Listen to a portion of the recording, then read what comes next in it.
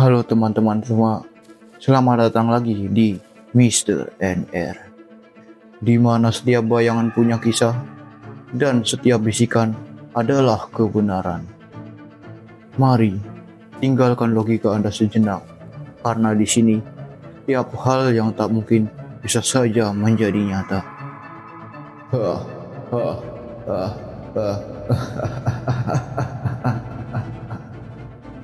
Sebelum kita mulai, pastikan Anda sudah mematikan lampu kamar Anda dan sendirian, sendirian, sendirian. Karena kali ini saya akan menceritakan kisah misterius yang berjudul Sinyal Darurat dari HP yang sudah dikubur.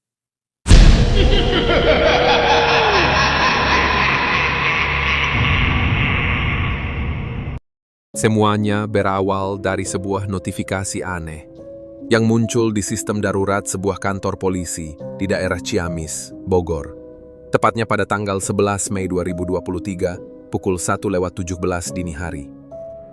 Pusat data mereka menerima sinyal SOS. Koordinatnya menunjuk ke satu titik, sebuah tanah lapang kecil, yang ternyata adalah sebuah pemakaman. Dan bukan cuma itu, nomor yang mengirimkan sinyal darurat adalah milik seseorang bernama Restu Damar Prasetyo.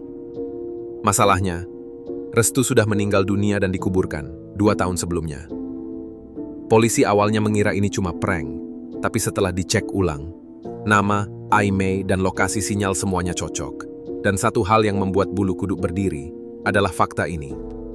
HP milik Restu dikubur bersama jenazahnya. Kita mundur sebentar ke tahun 2021. Restu Damar Prasetyo, seorang remaja 17 tahun, tinggal di sebuah rumah sederhana bersama ibunya. Anak tunggal, pendiam, suka duduk sendirian di perpustakaan dan main game online, jarang terlihat di luar rumah. Hingga suatu hari, setelah pulang dari tempat les, Restu tidak pernah kembali. Ibunya melapor. Pencarian dilakukan selama 2 minggu, dan akhirnya Restu ditemukan dalam kondisi sudah tak bernyawa. Tubuhnya ditemukan di pinggir hutan kecil. Tidak ada luka luar, tidak ada tanda-tanda pembunuhan. Polisi menyimpulkan bahwa itu bunuh diri. Pemakaman dilakukan tertutup, dan di sanalah ibunya membuat permintaan yang saat itu terdengar seperti hal kecil. Tolong, kuburkan HP-nya juga, biar kalau dia kesepian, masih bisa terhubung. 2 tahun berlalu, tidak ada yang menyangka sinyal dari HP itu akan muncul lagi. Dan bukan cuma sekali. Sinyal SOS muncul lagi 4 hari kemudian. Lalu lagi, seminggu setelahnya. Selalu di waktu yang sama, pukul 1:17 pagi. Selalu dari titik koordinat yang sama, tepat di atas makam Restu. Tim polisi akhirnya turun ke lokasi, dibawa serta alat pelacak sinyal, kamera, dan 1 operator. Mereka berdiri di depan makam Restu. Saat jam menunjukkan pukul 1:17-an, sinyal muncul. HP itu, entah bagaimana caranya, masih bisa memancarkan sinyal. Dan di layar laptop pelacak, hanya muncul satu kata, tolong. Sinyal itu hanya bertahan selama 3 menit, lalu menghilang. Tidak ada suara, tidak ada panggilan, hanya satu kata, tolong, tolong, tolong. Polisi mencoba membongkar lokasi sinyal, tapi keluarga menolak. Mereka bilang, kalaupun itu benar dari Restu, biarkan dia tenang. Tapi tidak semua orang bisa menerima jawaban itu. Salah satunya adalah Pak Hadi, relawan digital forensik yang ditugaskan menganalisis log dan data sinyal tersebut. Dia menemukan sesuatu yang membuat kasus ini makin tidak bisa dijelaskan secara logika. HP yang dikubur bersama Restu ternyata mengaktifkan fitur perekaman suara otomatis. Dan salah satu file rekaman berhasil diekstrak. Durasi rekamannya pendek, hanya 47 detik, tapi isinya adalah napas pendek, terlengah, terdengar seperti seseorang yang sedang berjuang dalam ruang sempit, penuh tekanan. Dan di detik ke-35 ada suara, sangat pelan, sangat lemah, saya masih hidup di bawah. Penelusuran sinyal menunjukkan bahwa sumber rekaman itu memang berasal dari bawah tanah. tepat 1 meter di bawah permukaan. Pertanyaan yang muncul sekarang adalah, apakah Restu dikubur hidup-hidup?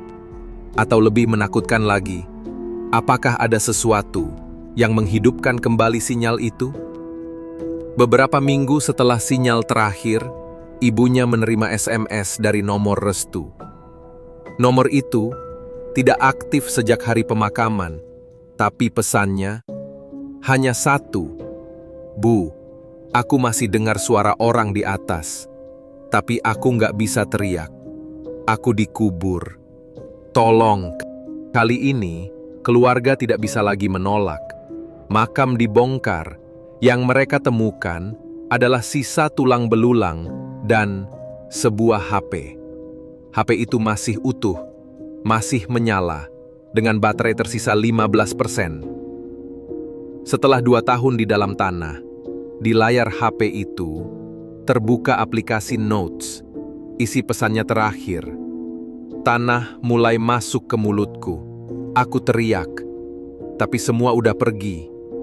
Aku cuma bisa nunggu. Cerita ini tidak pernah dimuat resmi di media. Pihak berwenang menutup kasusnya sebagai anomali sinyal satelit. Tapi warga sekitar percaya, Restu dikubur saat dia masih hidup. Dan HP-nya adalah satu-satunya saksi.